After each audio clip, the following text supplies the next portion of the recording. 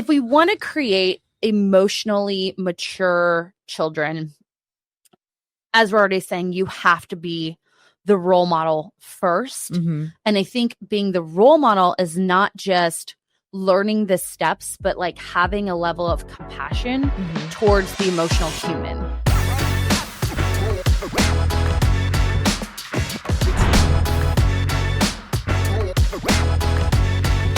Are you curious on how to create emotionally mature children?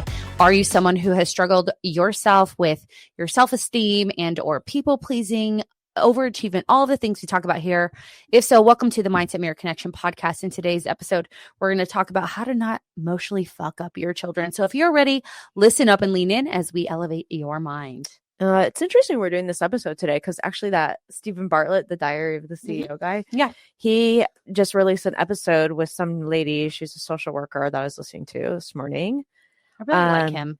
I like his interviewer. voice. Yeah. What I like about him is he's not like an expert in like an area at all. He's a CEO, like he's an expert in business, but he brings a lot of people on that he doesn't have expertise on. So like, they have to explain it to him in a way that is like, I'm listening and I can understand. Like any person can understand it. Whereas like Huberman, I'm like, Erica Komisar, sorry, Komisar. She's talking about like how the importance of like raising children in the home and like just how to tend to them and what happens when moms tend to children versus dads tend to children, and the importance of mothers and fathers for upbringing and what we see like developmentally. She talked about attachment stuff. She talked about like how our school systems are actually designed for, which I've heard this on other podcasts, not just her, is that our school systems are designed more for the female brain as opposed to the male brain. Interesting. I disagree with that. Really? Why? Because I'm a very creative person. I think most women are. And I feel like the school system is designed for you to be a good test taker and have a structured brain. And I don't have that. I'm working in 17 different areas at the same time. So that's what she's saying is that like, because guys tend to have like more, like they have especially like a surge in testosterone when they're younger. And then you're seeing like more ADHD diagnoses, but it's because the school is not conducive to like this creative kind of playful brain. Right. It's more conducive to like sit still and quiet and read, and where girls tend to do a better job of that. Well, and I always got in trouble because I would talk a lot. Oh, really? I got in trouble because I would giggle because I was always with the funny boy. So I couldn't sit next to the funny kid. Like my friend Richard and I would just quote Ace Ventura the entire day. Hi, Richard. And this is important, you guys, because if you're someone listening to this podcast, I'm guessing that you've struggled in yourself with your own emotional immaturity. And that's hard to say. I talk about this a lot on the Dating Deja Vu podcast of my own. Emotional immaturity, especially in relationships. And where do you think that came from? It came from the first relationships that I had, which were with my parents. And I think it's important. So today we're just going to jump right into the episode because it's going to be a fun-filled episode. But one thing I want parents to understand, and I always talk about how annoyed I get at like grocery stores or like shopping out when kids are having a meltdown, an emotion, they're having a tantrum, and hearing parents almost scold them as if they should know what to do with that feeling. And it's clear to me that the kid is having the meltdown because I can see how the parent is reacting to the meltdown. The parent doesn't have the maturity to handle that meltdown. Therefore, the child is not learning how to process the emotion. Therefore, they're having the tantrum, which is only reinforced by the parent's inability to handle the tantrum. And it's shaming. I used to get my hair pulled in the middle of stores. I have to share something with you guys.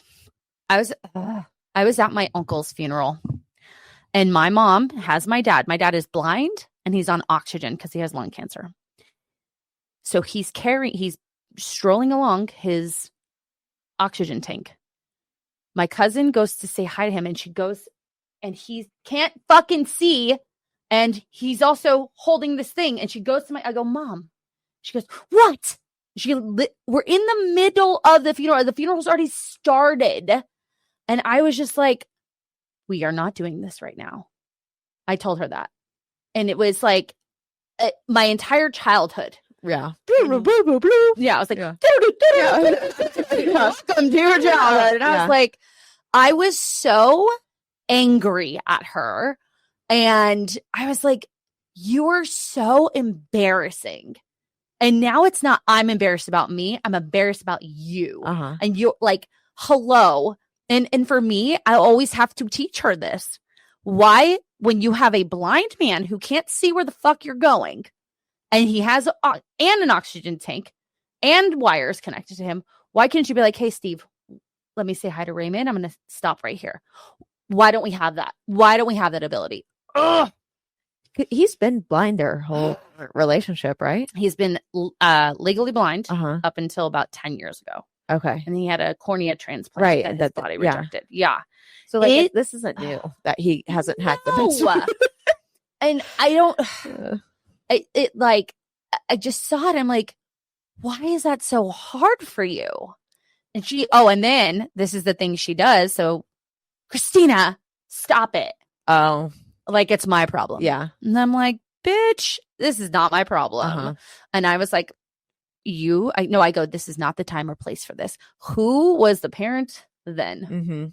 Me. Yeah. Her 42-year-old daughter when she's 70 plus. Yeah. I was pissed. I was fuming. So what did I do? This is okay. So my emotional immaturity came out. I sat between her and my dad, and I sat there and held my dad's hand and was daddy's little girl and sat with my dad, which I know pissed her off because she hates that I have such a close relationship with him. Really? Because he's very even kill. Yeah. And like listens and like validate your emotions and like, well, that's what this things. Chick was saying is like, because he's like, well, what do you do if your kid's upset? She goes, it's the repeat game. You just go, yes, I know that must be so frustrating. Yes, I know that must be so frustrating. Yes, I know that must be so upsetting. Yes, I know. Whatever the word is. Yeah. And like, don't just say something like, listen. I'm sure you feel so upset right now. Yeah. It sounds like you're really sad. Yeah. It sounds like, am I right? Or does it feel like something different for you? Yeah. She really talked. She said, before you have kids. I need to talk to my therapist. Yeah. I'm like this. Yeah. Yeah. She said, before you have kids, she really wants people to work on themselves. Yes. Because you don't want to be trying to do the work when you have the kid because you're probably not going to. But you can. I know a lot of our clients have done this, and I love when they say, oh, I tried so one of the things I teach my clients is focus on the lemon. And the idea about focusing on the lemon is when you have these like really strong feelings or you have these very automated responses to things, the idea is turning your mind towards something different. Now, what society wants to tell you is affirm yourself in that moment. It's like your brain has never learned to even think outside of that thought pattern. So can we just turn our mind to something easy? So I do this activity where I have them think about having a lemon in front of them. Whenever I talk about it, I get the response that I'm trying to induce in them. Cutting the lemon open, smelling the citrus, putting the lemon up to your nose. Like, what's your mouth doing right now? Do you feel any sort of like watering? Nose. Yeah, it went like tart. Yes. Yeah. Yes. So getting them to use their senses in this kind of mindful way. And what a lot of clients have done is either have like lemon stickers or like put a lemon on their phone, and then they teach their kids, like, focus on eating a lemon right now. Like, what? And they're like, no, just think about eating a lemon. What would that feel like for you?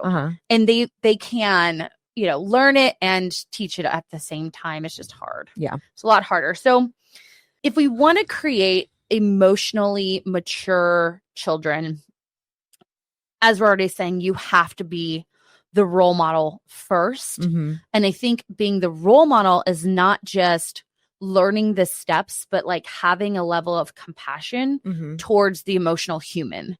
Because whatever you learned about being emotional, it probably is not fact. Yeah. We are emotional. It is a part of our human nature. It is a part of what sets us apart from other animals and living beings in this whole ecosystem.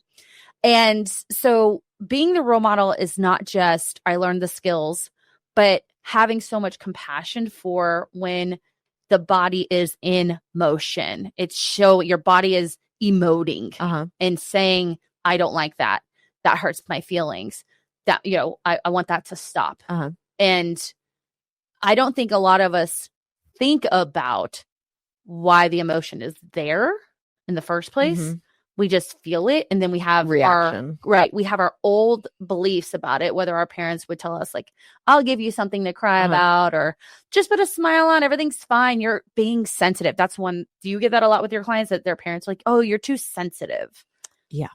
Well, and sensitivity is actually something that is a genetic predisposition. You can just be naturally more sensitive as a child, but that still doesn't mean that the environment can't create some sort of support around that.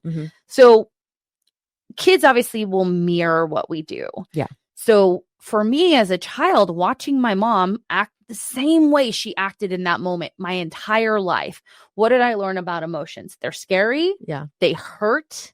They're big.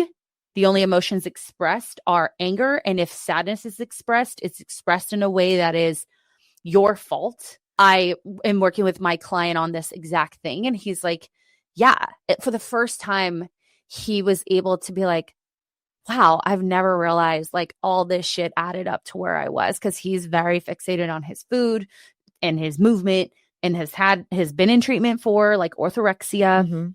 And the family, whenever they would have emotions, it was the kid's fault. Oh, you made me. You made me this upset. Look what you did to me. Correct. Wow. That's interesting that we're having this conversation, because this last week with Olivia has been a nightmare with her sleep. And the other night, I don't was it Wednesday night, Thursday night, Tuesday night? I don't know. One of the nights, we were in one of our cycles, and she was just getting so upset. And like, finally I was just like, Olivia, and then I thought, oh no. And so all of a sudden she started, like, her crying amplitude went up again. I was like, oh my gosh, like I'm almost projecting my frustration onto her, because, and she can feel that. And so then she's taking that emotion and she's not able to regulate herself because I'm so dysregulated at this point in the hour. Yeah. So thinking of it from like me as a parent to the child, where you're child to parent. Right. No, and in that situation, I still do. I was not a great dog mom to Brooklyn early on, because I was 27. Oh yeah, no. And like, I'd get so mad at her, and she would just like cower. And then I would have that recovery of like, and she's a dog, so she doesn't understand, but like how you recover from it is also very important. Correct. It is amazing to apologize to your children and say, you did not deserve that. That was mom's responsibility. That was dad's responsibility to take care of myself. Yeah. To whatever it is you needed. And show them like, you're going to make mistakes with how you do this. And it is about how we recover from it. Now, if it becomes a habit, then we've got a thing. Now we're just in a toxic abusive cycle, right? You think of like abusive relationships, like that's the cycle ultimately down the line. Get really angry, physical, whatever the abuse is. And then I say sorry. That's different. But being able to say, mommy was not safe when she screamed at you. And how do you feel about that when mommy does that? And what a beautiful thing, because you're opening up a conversation about the difficulties with emotions. We're acknowledging them. We're acknowledging, again, the difficulty with sometimes losing it. And we're all going to lose it, and if the kid sees you like I did, see you lose it with no sense of accountability for your actions, I have that same story in my head, and I'll lose it. And then I feel so much shame because I hate it when it was happening. Yeah, I don't want it to be like her. Yes, yes. And now I am like her, and here I am. And I almost think a lot of people don't realize like that they are like their parent. And so like then the Geico commercials, or whatever, progressive commercials. Yeah, because there's a particular relationship I'm thinking of, and the daughter is doing the same thing that the mother does, but she's mad at the mother for doing that.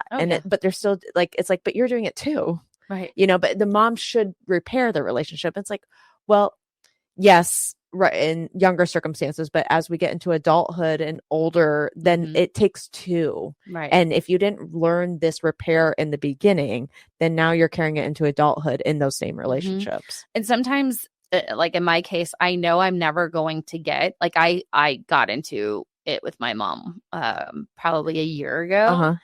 And I think I remember this where you're like, I was talking to her. Screaming, you guys. I fucking lost it because it was just, I've been doing so much like work on myself, and like you guys all know the work on like not being able to ask for help. And I walked into her house and I was flustered, and I explained why I was flustered because I have so much anxiety in cars.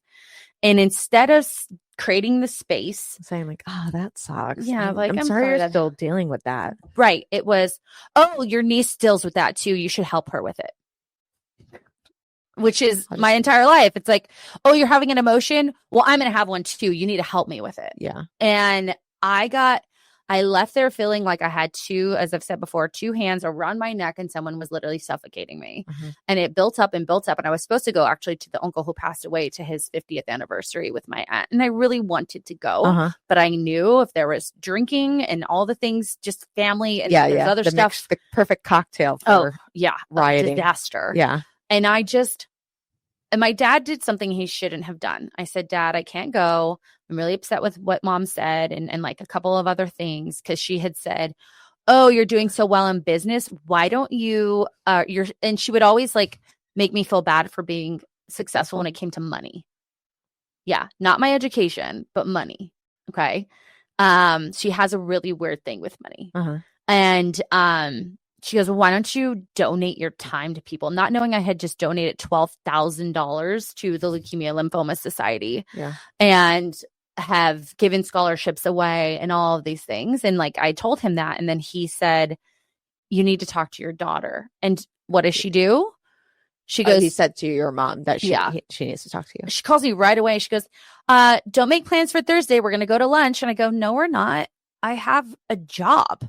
And of course, my response is not ideal. And she's like, fine, Christina, fine. And I'm like, Mom, that's not how you ask again, going into the parent role. Yeah. It's not how you ask someone to do something. You don't just demand that they have this time for you. I'm not retired. I'm sorry. Like, and then I just lost it on her. And for me, I got the same of everything I had before, where it was like, I don't remember that. Why were you acting this way?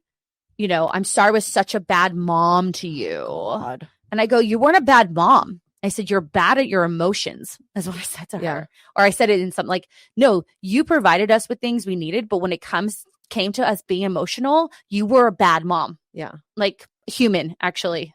So I'm here to tell you, sometimes you have to have a level of acceptance, because like obviously last week, this was something I experienced, and I'm like, fuck, she's never. Yeah. Well, and I don't want to teach her. Yeah. There's another person that I'm thinking of in particular with a relationship with her mom, that she's like, why can't she just like call me and say this? Or why, I know she's sending me this. Like, why can't she, like, she'll send her like a meme of, and like, I miss you. And it's like, I know it's her just reaching out, but why wouldn't she just call me and say it's like, because that's not your mom. So once you realize like your mom who is, or whomever the caregiver is in this situation for the kid, once you realize they are who they are, it's easier to say they're a different person. I don't have to kind of intertwine myself with them. I can set those boundaries mentally or physically. Yep. But I think going back to and going into our next topic is one thing that you said that you, with your mom, that you realize like, I am frustrated. And the next part for number 2 of like how to raise emotionally intelligent children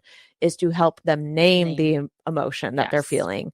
Teach them how to say that. And I think it goes back to I forget which episode it was, but something with kids of like, starting with colors. Yeah. And then once, okay, are you feeling really blue right now? Yes. Okay. What does blue feel like, inside your body? But then as you feel it in your body. And then as they get older, where they can actually articulate like frustration, they say, I feel frustrated. Oh, okay. Sad.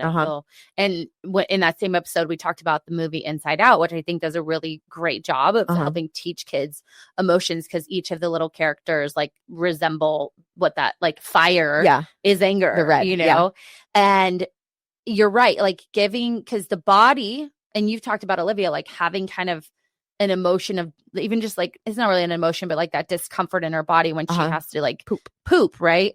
And like you see her do it. She doesn't know what's going on, but she feels it. And that emotion is happening. Now, for a little baby, not every time they cry, they're having an emotion. Correct. But as children get older, being able to say, okay, this is normal. What you're feeling is normal. And tell me what it feels like. Tell me what color it is. Do you want to draw it? Yeah. You know, where do you feel it? Put your hand on wherever you feel it in your body. Like, let's talk about it. What an amazing experience for that kiddo when they're having a fucking meltdown. Their meltdown isn't to make your life harder. Right. And I think that's what I felt like. And you guys, for those who are new listening, this isn't about me doing a therapy session for myself, but I just want you to realize what it's just a good example, though. It's an example of like what this can do to you. And luckily for me, I had the ability to like realize like the way I was acting was a clear representation of that.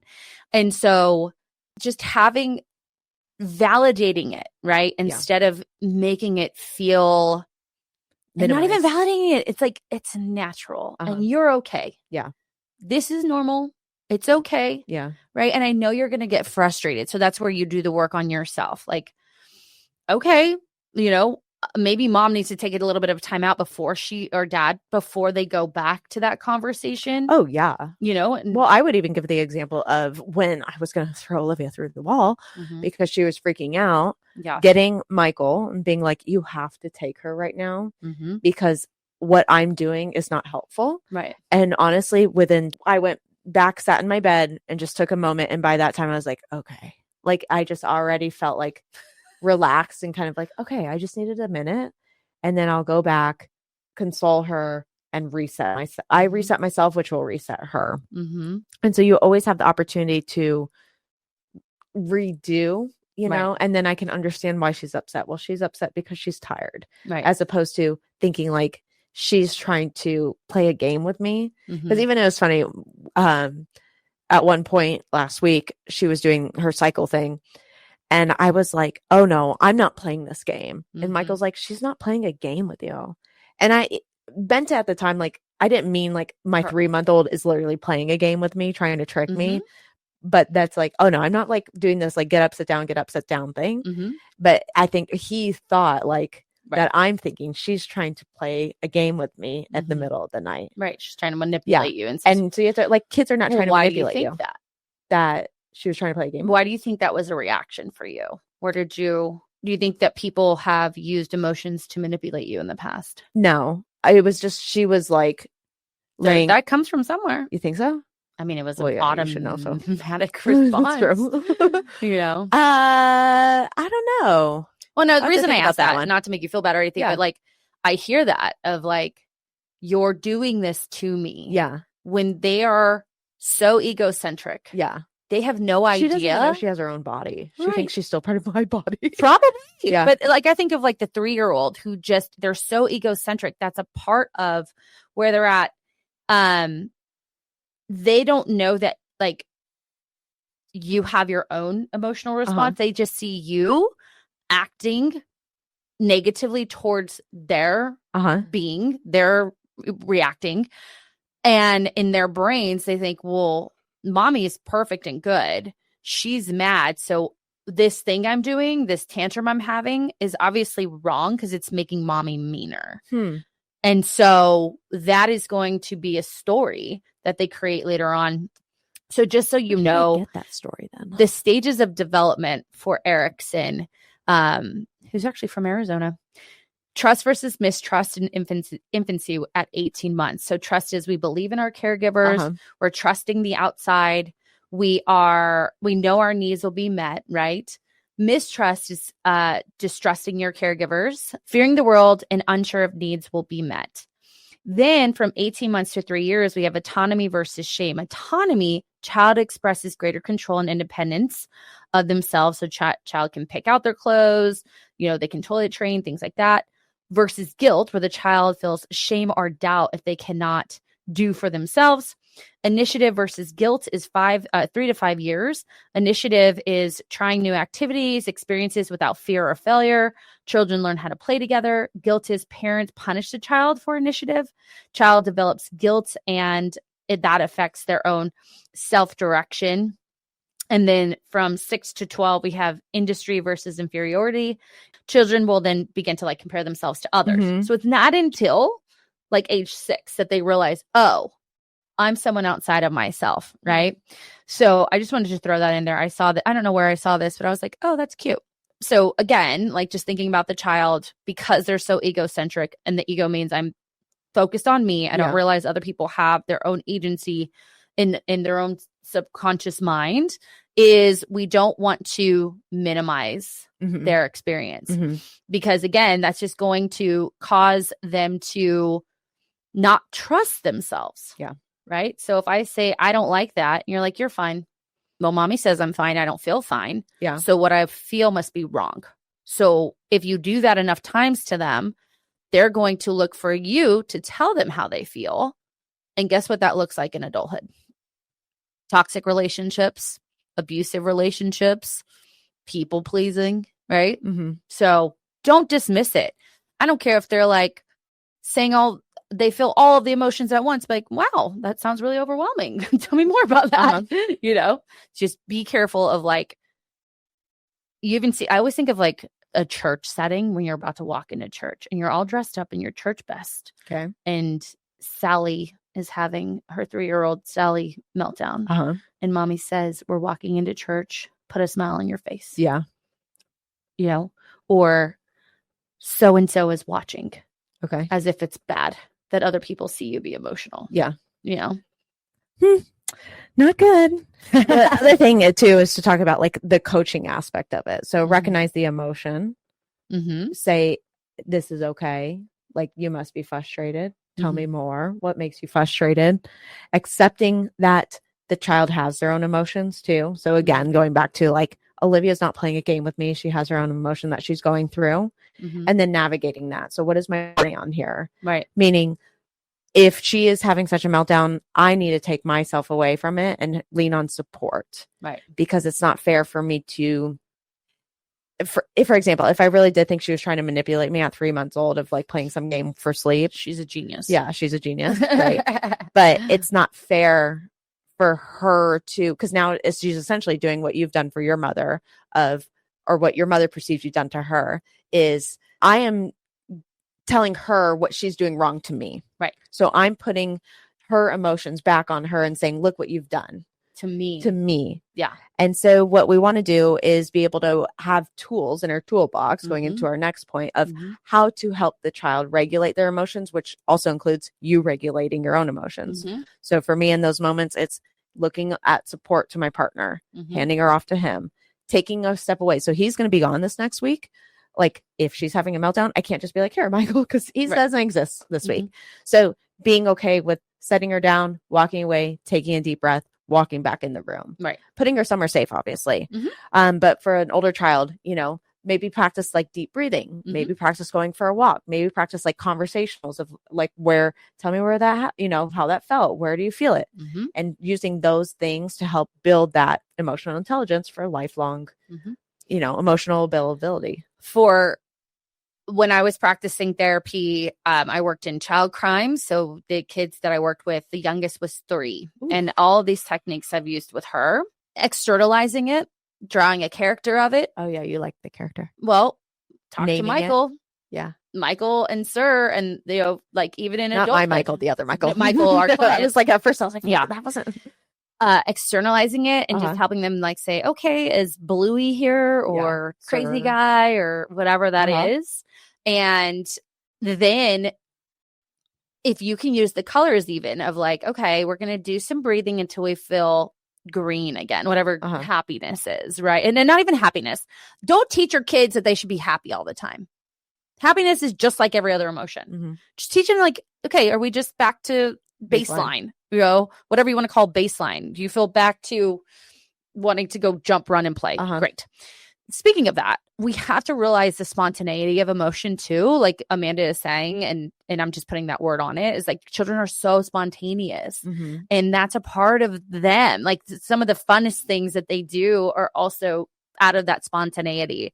And so knowing like that shit's going to happen in the worst times and the best times, and there's no rhyme or reason to it. But one of the things I like to do with kids is progressive muscle relaxation, but we use like different things to help them relax their body. So you can say, okay, I want you to pretend your feet are in mud. Your feet are in mud. Gross. Feel the mud. Feel the mud. Now push your feet against the mud. Okay. And then like, if you want them to relax their face, because that's a part of progressive muscle relaxation is ultimately flexing and releasing different muscles in your body. So you might be like, okay, you have a beach ball between your thighs. Now squeeze, let go. And you have a softball or a lemon in your hand. Squeeze, let go. You have a bee on your nose. Squeeze, let go. And their body will naturally just feel more relaxed because they're going from a intense stress state, contract state, to a relaxed state.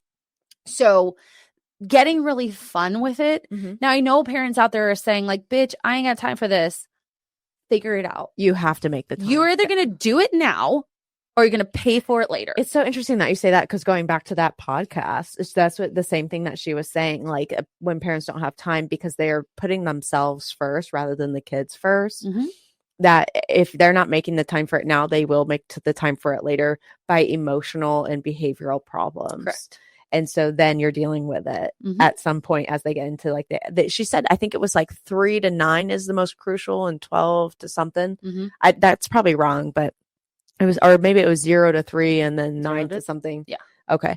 And she was saying, you're going to start to see the adolescent like behavioral issues in that 9 range if you don't take care of it in the 0 to 3 range, or it's going to go into like their teens and whatnot. I was like, oh, okay. Yeah. You're going to end up like some of the kids I worked with who end up in treatment. Now you're tens of thousands of dollars. And yes, this is like worst case scenario. Well, it's not the worst case scenario. There's worse than that.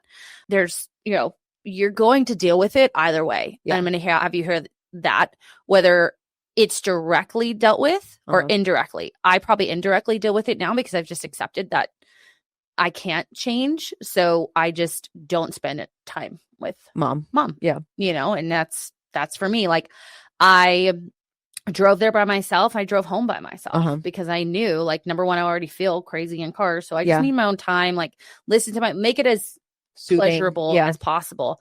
And again, building that toolbox and how fun, like doing it together. Cause your ass is triggered too when your kid's crying. So like, maybe we both need to do a little breath work, or let's go walk outside, or, let's play with the dog, whatever it is. Cause all that's teaching them is I get activated, right? And just like a nervous system is supposed to do, I bring it back down. Okay. Because remember, they've always had the ability to say, I like that or I don't like that. It's not until you tell them that they're wrong in that they stop trusting themselves. One thing I want to say, though, is like we're also not like fawning, and we're not just giving into that. Right. We have to say, like, your emotions are valid, but being hurting someone is not. Kicking is something we don't do. That's not respectful. There's a difference between you can be angry, but we're not. When we start hurting other things or other people, that is where that is wrong. And we don't do that, and choosing your words with that, because I'll see that though too, where we have this kind of doting and almost helicoptering, where then the kid has kind of just been allowed to do whatever they want to do, and they don't have a boundary system. So also teaching them boundaries around, we can have emotions. Your emotions are valid. We can calm down from those emotions. But what we're not going to do is, there's a difference between emotions and behaviors, right? And for you as a parent, realizing the difference between those two, like, okay, this is an emotion. The kicking, the hitting, the throwing, that is a behavior. We need to separate the two. Obviously teach on the behavior and how to do it differently. Obviously having the toolbox will help there. That's so going back to, you were talking about kind of breath work and going outside when you're dysregulated with your kid and they're dysregulated. I think going into the next point, that brings up a good point, is how to teach them that there's empathy, that other people have their own emotions, that other people have different perspectives. Because the more you can build that into them, the more they're going to understand maybe other people's emotions. So for example, there's a situation where this kid tripped another kid, right?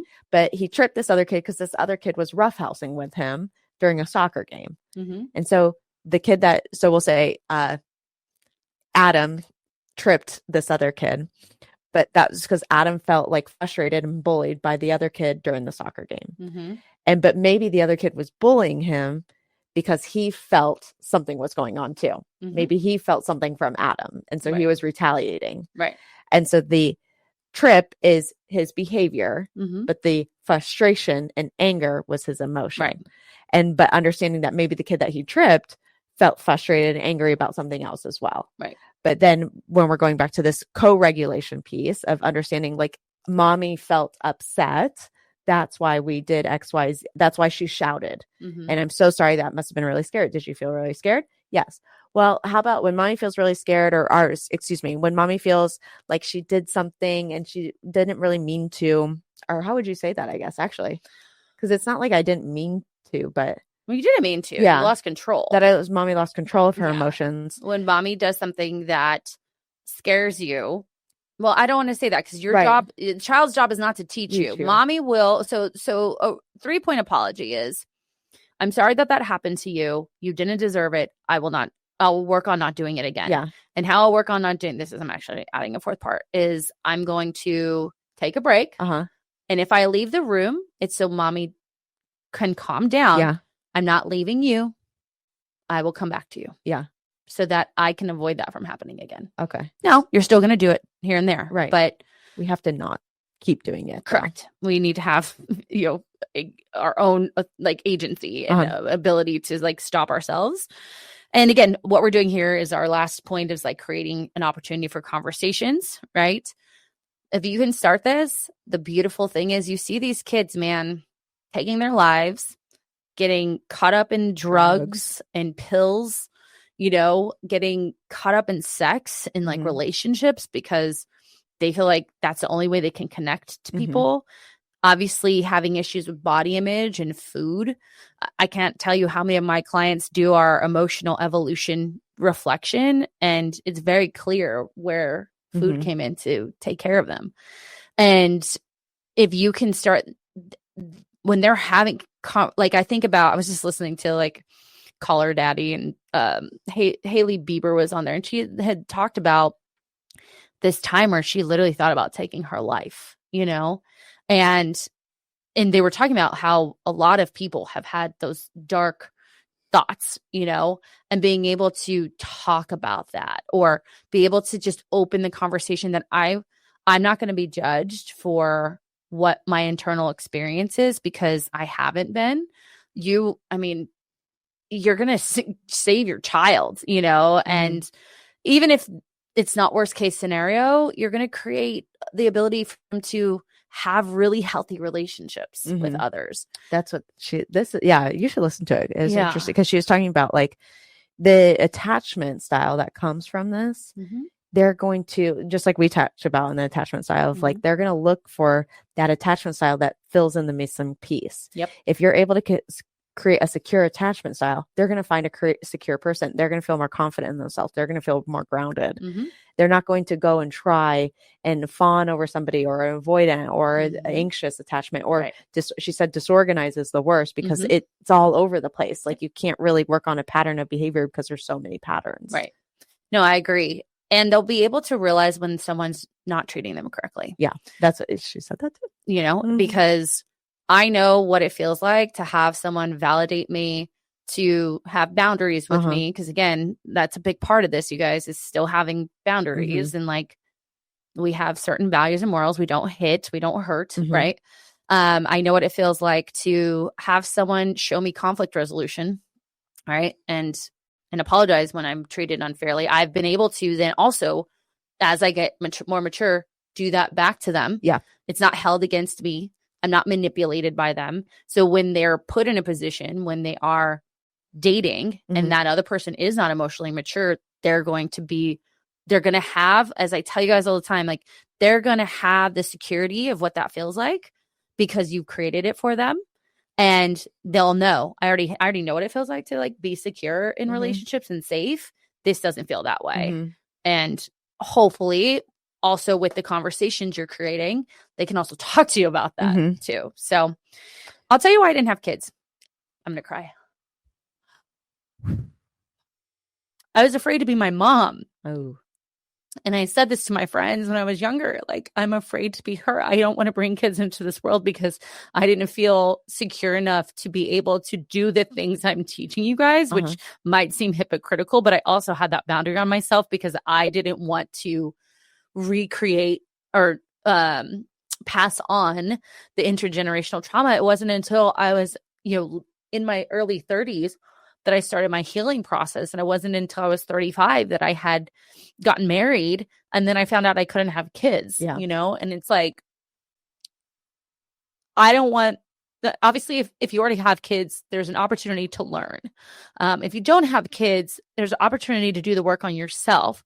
Because it obviously affects me because it makes you really sad. Like, I don't think I still might not want kids, but I don't know what it feels like to have a mom, and so like, how can I be a mom? Yeah, if I don't know how to recreate that positive relationship. And no, I want you guys to understand, like, my mom honestly tried her best, and I'm not rescuing her. She tried her best with literal shit that she was given. You know what I mean? And so, this isn't to bash her. She really didn't know and still doesn't know. And I've tried to tell her, but I'm not going to take care of her. So it's not a bash my mom situation, but I will say that was my biggest fear, is if I had kids, that I would just be the same as her. Yeah. So which is my work finally. But honestly is really common though, because going back to one of the relationships I was alluding to is this daughter of this mother is doing the same thing, but she's doing the same thing to her mother, but now she's overcorrecting with her kids of how she felt her childhood was. So you either have the same situation. It's like the abused daughter dates the abused boyfriend. Right. So there's that recreation, or there's the swing of the other way. And it's like, well, just because mom wasn't home as much as you perceive she should have been, now that you're an adult, instead of looking at her lifestyle at that time, doesn't mean you need to be partying with your kids and be best friends with them. Right. Because that's not positive either. It's all about moderation in all areas. And like, I didn't feel like I had that until you did. Until I did. And then I found out I couldn't have kids. Yeah. So then it was like, okay, well, there's that. So I'm not saved you a lot of money. It did save me a lot of money. I just spent it on myself trying to get over this. So the takeaways, small, consistent efforts add up. Yeah. You can change the way you were raised. You can help your child learn a new way of emoting, of expressing themselves. And there's so many resources out there. Obviously, our program focuses on this. And being able, it's so fun when people are like, I told so-and-so no, because I didn't want to do it. And I didn't feel guilty. And I'm like, yes. Well, I'm almost thinking, instead of like thinking of all of the people you've worked with, you've been able to pass on your like recreation of yourself to them. Thanks. Yeah. Well, and the funny thing is when I was working with kids, it was before I had done my work on myself. Yeah. But I was almost like I became them. Yeah. You understood where they were coming from probably better than I would. Right. And it was just like, it was a fun thing to do because I get to use my creativity to like help them understand.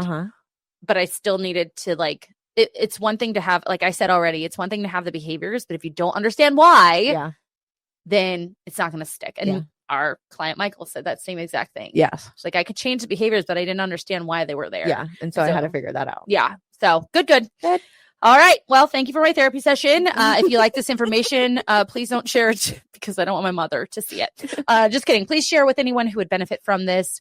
If you guys actually, something I've been thinking about, if us coming to a virtual moms group, a virtual group at your company, if this resonates with you and you think it can benefit your work, your friend groups, like we will literally get on a I would like a little friend group. Yeah. Like a lunch and learn. Yeah, lunch and, but like a women, you know how they do their wine night or the mom, like a mom stay out or book club. Yeah. Like we will do it at no cost to you. We love to teach. Yeah. And obviously the more that we can get this out, the healthier hopefully our world will be when when someone needs to wipe my butt. I need someone to wipe my butt when I'm older. So please help me help you teach your kids to be nice to old people. Wiping my butt.